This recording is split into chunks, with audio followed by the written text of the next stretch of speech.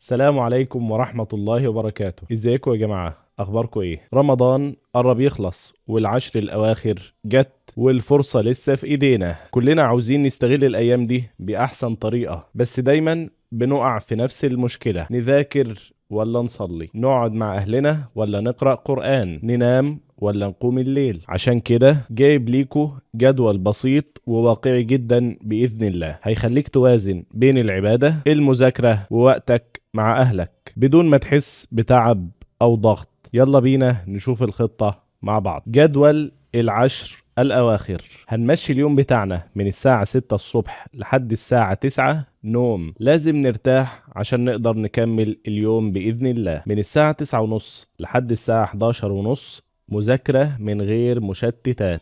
من الساعة 11 ونص للساعة 12 ونص صلاة الظهر مع راحة بسيطة. من بعد صلاة الظهر لحد صلاة العصر هنقسم وقتنا بين قراءة ورد القرآن الكريم وإن احنا نقضي وقت مع أهلنا. من بعد صلاة العصر لحد صلاة المغرب هنقسم وقتنا برضه بين مذاكرة إضافية لو محتاج، أو مراجعة بسيطة على اللي احنا ذاكرناه، مشاوير أو أمور ضرورية لازم نعملها. من بعد صلاة المغرب لحد صلاة العشاء وقت الفطار زائد حركة خفيفة عشان نهضم الأكل وما نتعبش وإحنا بنصلي القيام. وممكن نستغل وقت الحركة في التسبيح وفي الذكر. من العشاء لحد الساعة 9:30 ده وقت صلاة العشاء وصلاة القيام، تصلي وتخلص وترجع البيت على طول بدون تأخير عشان يومنا يمشي كويس بإذن الله. من الساعة 10 للساعة 2 نوم متواصل عشان لازم نرتاح ونقدر